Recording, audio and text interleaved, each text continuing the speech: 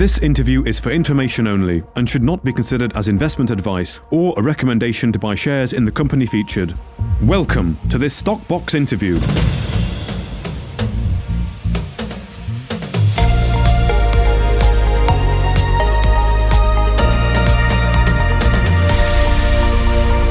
Joining us today on Stockbox is Darren Hazelwood, the CEO of Panther Metals. Darren, how are you doing?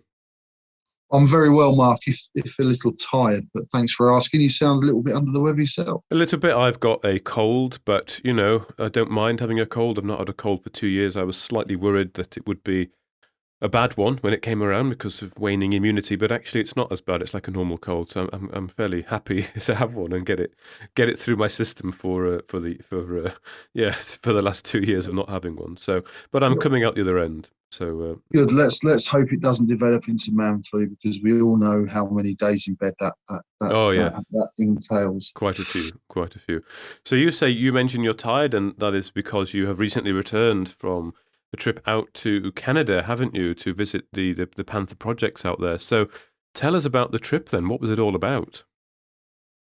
Well, we were out 4 or 5 weeks ago. And it had been the first trip since before COVID, and after we'd done the deal on the Bonga with Liam Bowyer and Broken Rock Resources, and that was very much about understanding where everything sat. But we since then we've started drilling campaigns on 2 of our projects, one being the Wishbone project on a Bonga, and the other being at Dotted Lake. And what we had to do, this was about going out there and making sure that we've really nailed down and got in place all the infrastructure that's required. And that's everything from that. We've got baseline environmental studies being conducted on Wishbone, and that's really important to us. And that's about being ahead of the curve in relation to ESG. And ESG is going to drive our industry. It's the way that we are going, and being a junior isn't a get out of jail clause on this. It's important that we're leading from the front, and we're seen as leaders in this field.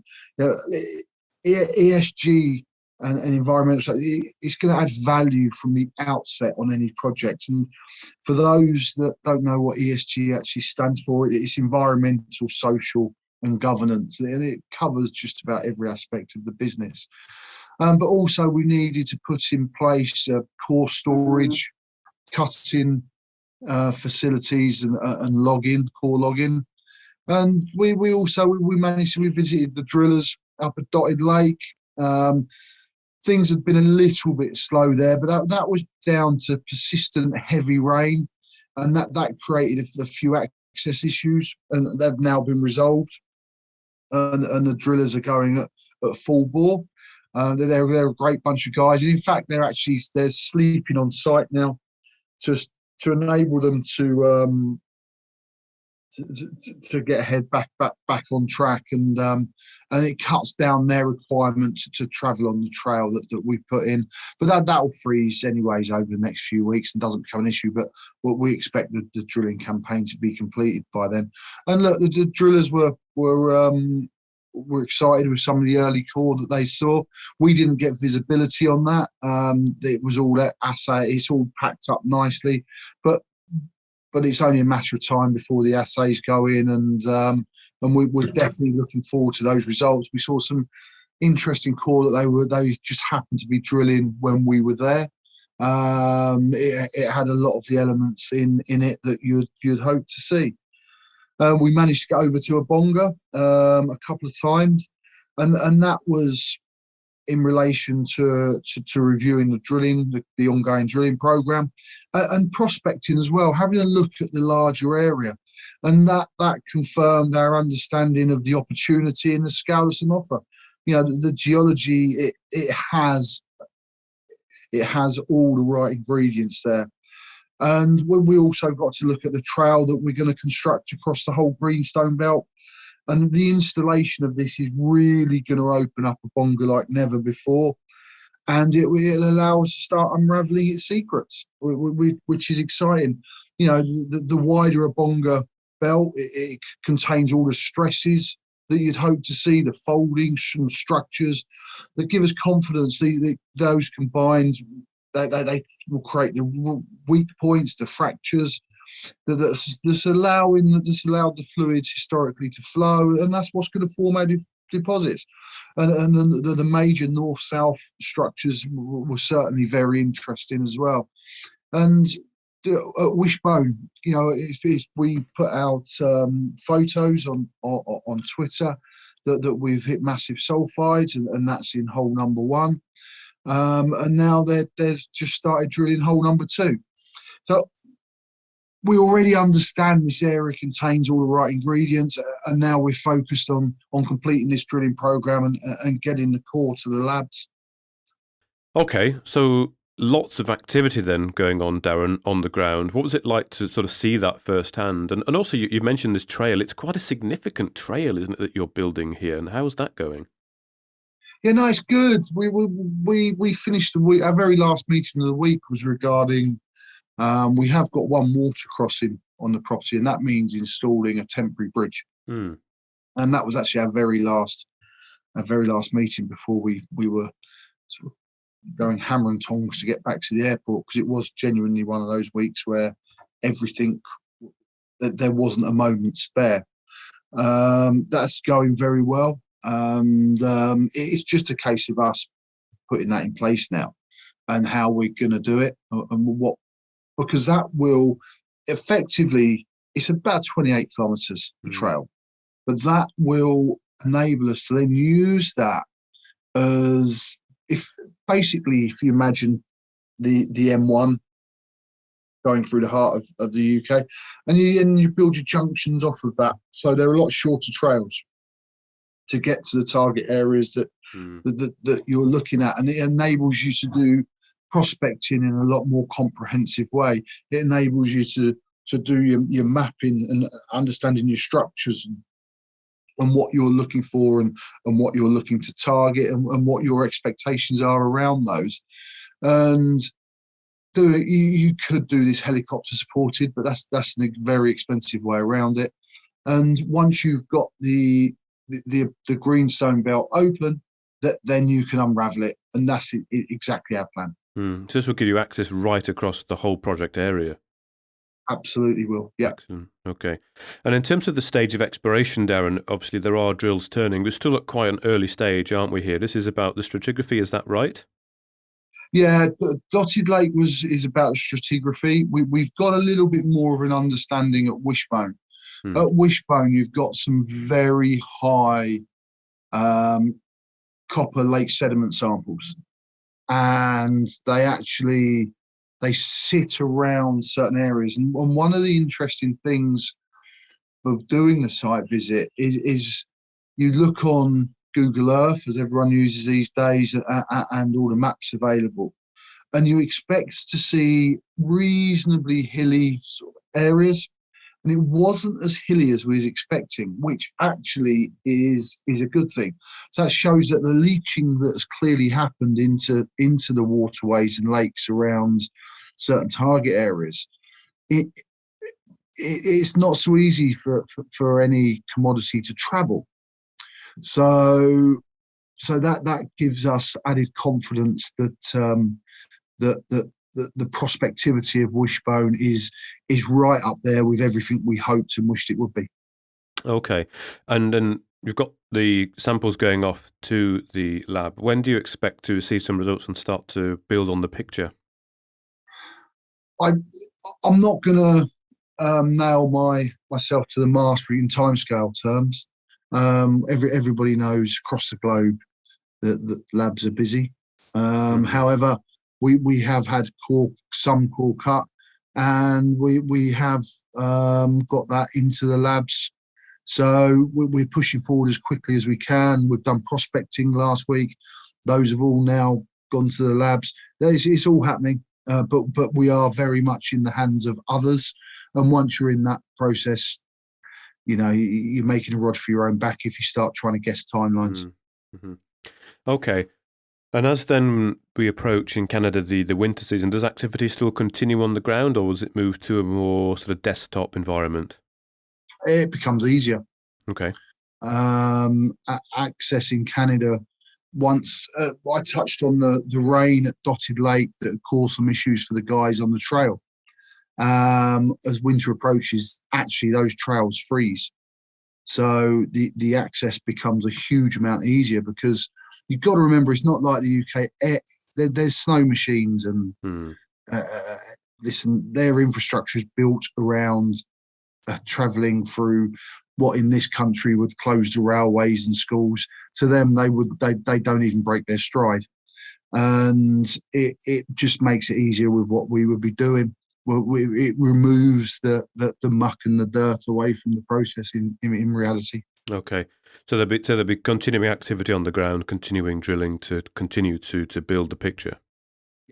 Okay. Absolutely, but look, again, there's the usual caveats on that.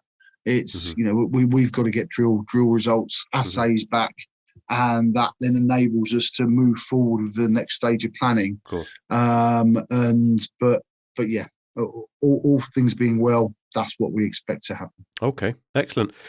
So just a final thought from you, Darren, just about the gold market. It's looking a little bit interesting of late. What's your take on the market for gold? Well, I've never made any secret of my views. I think we are sitting in an absolute perfect storm. The narrative that's been used, that's I think's kept gold somewhat suppressed over the last 18 months, is that the Fed has everything under control. Inflation's just transitory, and now we're seeing the Fed starting to move away from the use of the word transitory. We've got supply chain issues across the globe. We've got labour shortages across the globe, and I know this for certain because in the UK we've had a habit of pointing the finger solely at Brexit, but we're in Canada. They have exactly the same issues. In America, they've got ships waiting to dock at ports. It's not just Brexit by a long stretch, and that's purely on the back of what I'm seeing elsewhere. And as I mentioned, labour shortages. It's all adding up. We're seeing increased energy costs across the globe, and the world's so indebted. It's impossible for us to use interest rates to put the brakes on. Inflation's now running, and we've got no brakes on this speeding train. If we raise interest rates, the pack of cars comes falling down. So they're going to have to let rates. They're going to have to let inflation run, and we all have a feeling that's possibly their plan, anyways. But you've got to be able to bring it back under control. How they do that, I honestly don't know.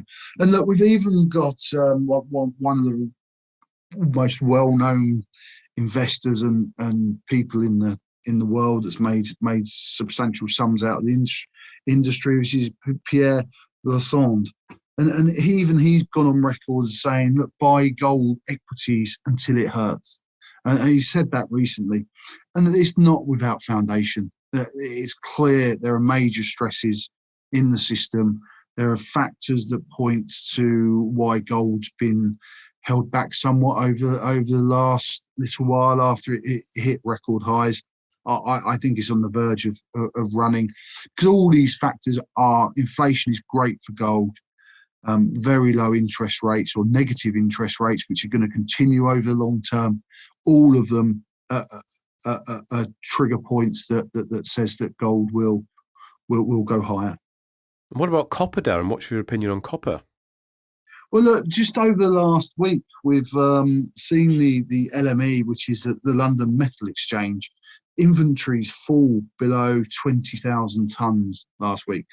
They initiated new rules to accommodate some of the trading. And when things like this are happening within a commodity, you start to seeing a pattern forming, and some people are forecasting copper requirements to be up to sort of three times higher than they are today. But the question is, where's that copper coming from? Okay, we're in the heart of a revolution in EVs. That's not going to stop. Copper is the cheapest and best conductor of electricity. You have anything from sort of 30 to 40 pounds up to 150 pounds of copper being used in cars and trucks. I haven't got a clue how high that's going to go. That copper has got to have a source. What this is going to amount to is a drive in the mining and exploration that hasn't been seen in any living memory. We are on the cusp of a cycle in the mining sector that is unheard of. And it's the likes of copper that we're seeing it happening now. But it hasn't, this hasn't been understood or caught on by a wider community. We've got to be careful in the mining industry because we can operate in a little bit of a bubble. And it's once we get outside of that bubble, it starts filtering out to the general populace, that you're really going to start seeing the big moves and the big drivers and the big understanding of the value in exploration, the big understanding of the value in mining. You've seen the moves also in nickel and zinc. It is happening right in front of our eyes. And people have really got to be prepared for the next stages because there is not the supply to support the demand. And in that scenario, you're only on the positive. Okay, well, Darren Hazelwood, the CEO of Panther Metals, thank you very much for that update. Thanks, Mark. Thank you for listening to this Stockbox interview. For more information, interviews and videos, visit our website at stockboxmedia.com or give us a follow on Twitter by searching @StockboxMedia.